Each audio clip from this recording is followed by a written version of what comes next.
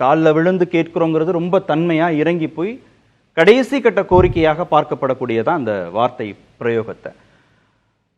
திமுக ஆட்சி பொறுப்புக்கு வந்துருமா, அவங்க 3 எழுத்து கட்சியாக அவங்க தாவேக்காவை சொல்றாங்களா, யாரை சொல்றாங்கன்னு தெரியல. 2026 3 எழுத்து கட்சி ஆட்சி பொறுப்புக்கு வந்துடும், அதனால சேர்ந்துருங்க இபிஎஸும் ஓபிஎஸ்ங்கிற அளவுக்கு ஓபிஎஸ் ஆதரவாளர்கள் டிமாண்ட் வைக்கிறாங்க. ஆனால் உறுதியாக மறுக்கிறார். என்டிஏல இருக்கிறாங்கன்னா கூட தெரியல ஓபிஎஸும் டிடிவி தினகரனும் அப்படிங்கிறத திரு எடப்பாடி பழனிசாமி உறுதியாக இருக்கிறார். தமிழ்நாட்டில் 63 கட்சி இருக்குது சார். அந்த 63 கட்சிகளில் 12 கட்சிகள் தேர்தல் ஆணையத்தால் அங்கீகரிக்கப்பட்ட கட்சிகள். இந்த 63 கட்சிகளில் 41 கட்சிகளினுடைய பெயர்கள் 3 எழுத்துல தான் இருக்கு. அண்ணன் போகிற போக்கு சொன்னாரு பாருங்களேன். ஏங்க அந்த 3 எழுத்து என்னும் இல்லைங்க, திமுக தாங்க. அங்கீகரிக்கப்பட்ட கட்சிகளில் நாம் தமிழர் கட்சி இருக்குது, ஆம் ஆத்மி இருக்குது, இந்திய தேசிய காங்கிரஸ் இருக்குது. காங்கிரசுக்கும் திமுகவுக்கும் இப்ப பிரச்சனை இருக்கு. அப்ப எதை வைத்து அவர்கள் தீர்மானிக்கிறார்கள் அப்படிங்கிறத பொறுத்திருந்தா சொல்ல முடியும். இந்த நடக்கக்கூடிய மதுரையில் நடக்கக்கூடிய செப்டம்பர் மாதம் நடக்கக்கூடிய மாநாட்டில் தான் அவங்க அறிவிப்பாங்க. அப்படியே இருந்தாலும் கூட அது வெளிப்படையாக நாங்கள் இந்த கட்சியுடன் போக போறோம். தமிழ்நாட்டில் ஒரு தெளிவு கிடைக்காம இருக்குது. என்ன தெளிவுனா, திராவிட முன்னேற்ற கழகம் தெளிவா இருக்கிறாங்க. அப்பா எல்லாரும் அடிச்சு பிச்சுக்கிட்டு திரியட்டும்பா, நம்ம எதுவுமே நல்லது செய்யாட்டினா கூட நம்ம தான் உறுதியா ஆட்சிக்கு வருவோம் என்று ஒரு தெளிவோடு இருக்கிறார்கள். ஆனால் அண்ணா திராவிட முன்னேற்ற கழகத்தின் தலைமையில் பாரதிய ஜனதா கூட்டணி, ஆனா பேருக்குத்தான் கூட்டணி, ஆனால் எல்லோரும் இங்கு முதலமைச்சராக இருக்க வேண்டும் என்று எல்லோரும் நினைக்கிறார்கள். அனுபவம் இருக்கா, ஆட்சி அனுபவம் இருக்கா, அடிப்படை கட்டமைப்பு இருக்கா? அது எதுக்கு இருக்கு? அதிமுகவுக்கு தான் இருக்குது. ஆகவே இங்க அதிமுக பலமாகி விட்டது அப்படின்றது பார்வையை மாத்திட்டு பலவீனமா இருக்கு, நம்ம தான் பெரிய ஆளு, நம்ம தான் அடுத்து முதலமைச்சர் என்று எல்லோரும் நினைப்பதுதான், எல்லோரும் அதிமுகவை தவிர எல்லோரும் நினைப்பதுதான் அவர்களுடைய பலவீனம் அப்படின்னு நான் பார்க்கிறேன். இது ஒரு புறம். நம்ம சார் எனக்கு தெரிஞ்ச நம்ம அண்ணன் செல்லி அண்ணன் தான் தமிழ்நாட்டில் பிரபல ஜோதிடராக இருப்பார். மரியாதைக்குரிய அண்ணன் பெருமாள் மணி அண்ணனும் இப்போ ஜாதக பலன்களை நம்ப ஆரம்பிச்சிட்டாரு. ஆனா ஜாதக பலன்களை நம்புறது சரி, அதெல்லாம் அவங்களுடைய நம்பிக்கை. எனக்கு அதில் நம்பிக்கை இல்லை.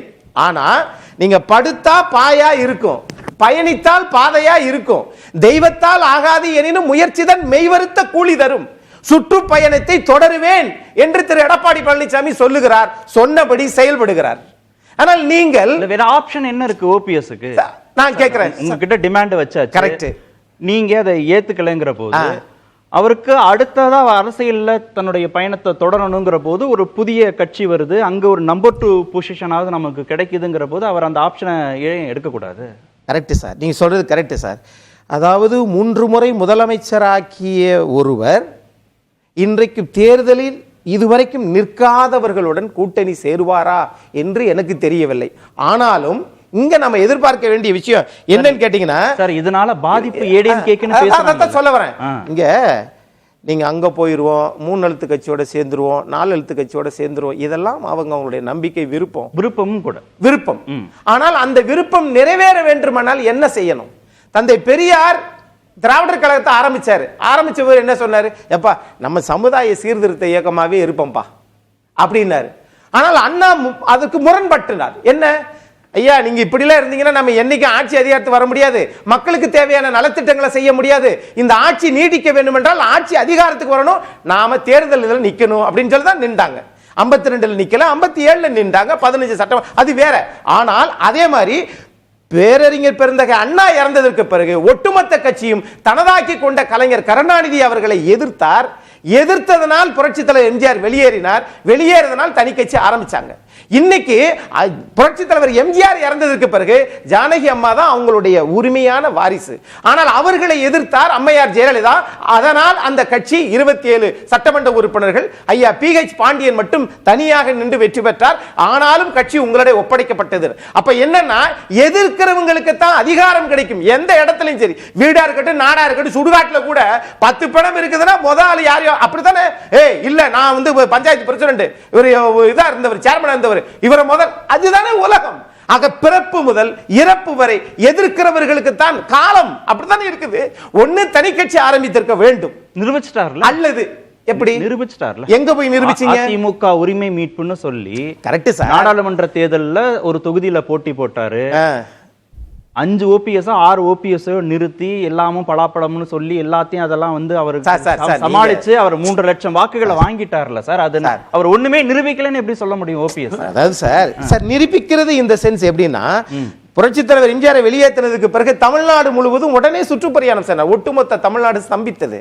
ஆக இன்னைக்கு அந்த பிரச்சனையை தாண்டி இவங்களை பொறுத்தளவுல இப்ப நம்ம சார் சொன்னார், நம்ம சுவாமிநாதன் சார் சொன்னார், அதாவது இது மாதிரி அவர் வந்து மண் குதிரையா பந்தய குதிரையா அப்படின்னார். சார், ஒரு அரசியல் கட்சியை மரியாதைக்குரிய முன்னாள் முதலமைச்சராகத்தான் நாம் பார்க்கிறோம்.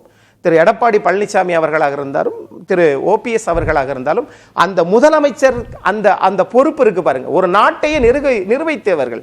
அவர்கள் பந்தய குதிரையா அல்லது வந்து மண்குதிரையா என்பதை தாண்டி இவர்கள் என்ன நினைக்கணும் அப்படின்னு சொன்னா எதிர்க்க வேண்டும். சார், நீங்க எல்லா அதிகாரத்தையும் நான் வச்சிருந்தேன் அப்படின்னு அலெக்சாண்டர் வந்த போது கூட இந்தியாவுக்குள்ள நீ எவ்வளவு பெரிய ஆளா இருந்தாலும் சரி, ஜீலம் நதிக்கரைக்கு பக்கத்துல நீங்க வரக்கூடாதுன்னு சொல்லி அம்பி என்ற புருஷோத்தமன் எதிர்த்தவனே நான் உலகத்தை அது மாதிரி தான் அவர் சொன்னார். என்ன சொன்னார்னா எதிர்க்கதான் சார்.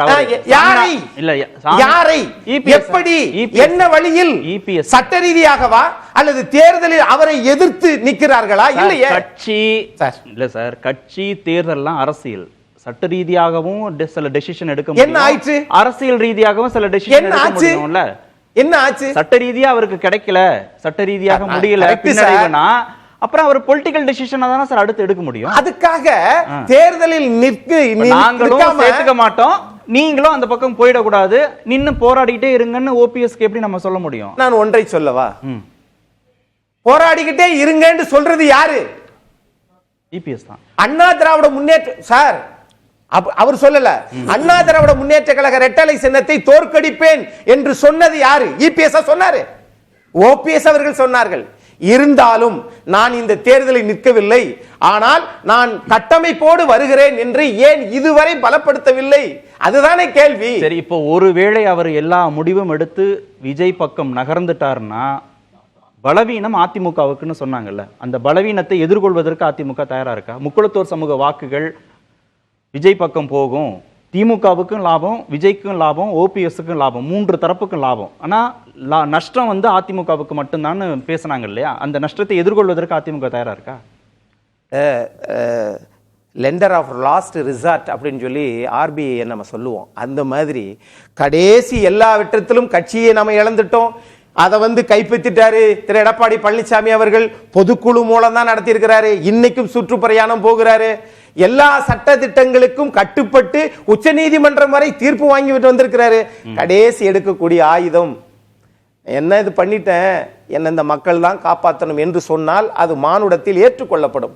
இல்ல தென்பகுதி ஒரு சில பகுதி என்று சொன்னால் நீங்களே ஜாதி ரீதியாக மக்களை பிரித்தால் என்ன இருக்குது? ஒட்டுமொத்த தமிழ்நாடும் இன்றைக்கு தாவேகாவினுடைய முடிவை எதிர்பார்க்கிறது, அதுல மாற்றமே கிடையாது.